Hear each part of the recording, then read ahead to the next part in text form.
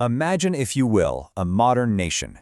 Now, just picture an impenetrable curtain dropping right down around it, instantly cutting it off from all global trade. Could it survive? Or would the whole society just collapse? It's a pretty terrifying thought experiment, right? But it actually sets the perfect stage for the massive, real-world disruption we're going to explore today. Welcome to The Explainer. Today, we're unpacking a really fascinating piece of economic history written by William C. Wells. We're looking at the trade ties behind 1921, specifically how the absolute shockwaves of World War I fundamentally rewired global trade, and how, almost overnight, it catapulted the United States into this position of sheer economic dominance across South America. So here's our roadmap. We're going to start by busting the myth of self-reliance, establish South America's pre-war baseline, look at the immense shock of World War I, track the rapid rise of U.S. market dominance, and finally, dive into the deep post-war resentment that lingered right until 1921. All right, part one, the myth of self-reliance. Let's just dive right in and establish the core economic principles that were at play just before the war broke out. The author of our source material, William C. Wells, lays out this brilliant spectrum of self-dependence. He argues that if that impenetrable global curtain actually dropped, well, the United States and China could survive it. Now, for totally different reasons, mind you, China's standard of living at the time didn't really require much outside help, and the U.S. had both the resources and the industry to keep itself going. But on the flip side of that spectrum, Great Britain and South America. If they were cut off, their entire industrial and social superstructure would literally be uprooted and destroyed. And there's a quote here that brilliantly illustrates this dynamic. Basically, South America and England are both highly dependent, but they are exact opposites. It's like looking into an anti-mirror. England absolutely needs foreign trade because it has to import raw materials to create manufactured goods. South America, on the other hand, relies on foreign trade because it exports raw materials just to buy those manufactured goods it needs to survive. They are totally locked in this codependent loop. Which brings us to part two, South America's pre-war baseline. Let's look at exactly what that deep European dependency looked like right before 1914. Now, what's wild here is the sheer concentration of trade. Just look at the data from 1912 and 1913, right before the war. Nearly 90% of South America's international export trade went to just 4 nations. Think about that. Great Britain, the United States, Germany, and France. They were completely, entirely reliant on a very small, very specific group of manufacturing powerhouses.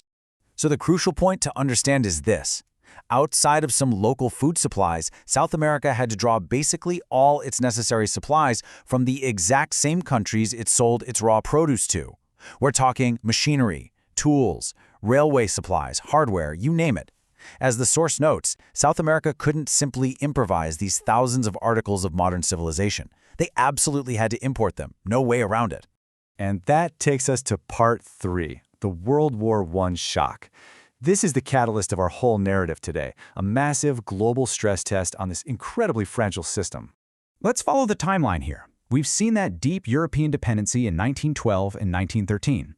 But then, war breaks out, and by stern decree of the Allied powers ruling the seas, German trade was entirely shut off. Just like that, boom, a massive artery of South America's supply chain is instantly severed.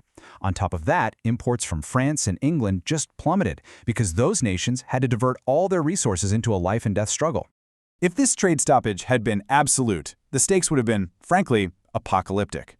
The text tells us that South America would have been thrown all the way back to the stage of primitive agriculture, literally living hand to mouth. The cities would have emptied out, railroads would have stopped running, and the massive herds and plantations that were built up by foreign demand, they would have just rotted or starved. Why? Because they completely lacked the secondary materials needed to maintain their own infrastructure. Now, you might be wondering, why didn't neutral nations just step in and sell to South America? Well, the author elegantly explains it like this. While Sisyphus might roll a great stone, it was Atlas alone who could bear the burden. Basically, neutral countries like Spain or Holland simply didn't have the massive industrial shoulders, the skill, the organization, the factories, to supply the infinite variety of imports that South America desperately needed. So, if the neutral nations couldn't step up, who actually did? Let's get into part 4, the rise of U.S. dominance. Who captured the market when European manufacturing was basically consumed by the fires of war? The answer is the United States, and the shift here is just staggering. Take a look at this data. In 1913, Great Britain led the U.S. in exports to South America. But by the close of the war in 1919, U.S. imports to the region exploded from roughly $167 million to over $563 million. Meanwhile, British imports just stagnated and actually even decreased a bit. If we look a little closer at the statistical breakdown here, you can really see the mechanics of this shift. The United States didn't just replace the missing German trade, they absorbed the slack across the whole board. Whatever Great Britain, France, and Belgium could no longer supply, the US did. And whatever Europe could no longer afford to buy from South America, well, the United States bought it. Now, to be fair, the author is careful to point out that we do have to account for wartime price inflation. But even when making strict allowances for those massive price hikes, on a pure quantity basis, the volume of imports from the U.S. to South America still increased by roughly 2.5 times. The U.S. became the absolute, undeniable economic anchor for the entire continent. And that leads us right into our final section, the post-war resentment. The economic data is crystal clear, but what about the human impact, the psychological fallout, by the time 1921 rolled around? Well, the wartime environment created this chaotic, mad rush to buy. Armies, navies, civilians all over the world, everyone was scrambling for goods. So South America, which was traditionally a passive buyer, was suddenly forced to actively scramble for whatever it could get its hands on. As the text puts it, the seller was firmly in the saddle, and passive buyers like South America just trailed helplessly at their bridle rein.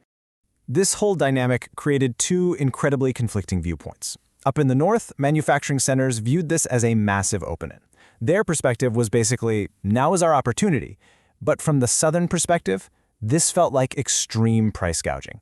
South American buyers felt they were entirely at the mercy of U.S. and British sellers who were just driving up prices on essential goods and taking unfair advantage of a captive market.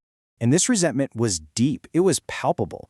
The author notes that South America felt it had been made to pass through the Caudine Forks. That's actually an ancient Roman metaphor for a deeply humiliating, inescapable defeat. And this lingering anger, it's exactly why by 1921, South American markets were crying loudly for the return of German trade. They desperately wanted a counterweight to US and British dominance. Ultimately, this explainer leaves us with a really powerful realization. Economic dependence is correlative, meaning the exact same forces that drove up the prices of what South America had to buy also drove up the prices of what it had to sell. It's a double-edged sword. And it leaves us with a huge question to ponder today. As our world becomes more and more intertwined, can any nation ever truly escape the double-edged sword of global trade ties? Thanks for exploring this with me today, and definitely keep questioning the systems that connect us all.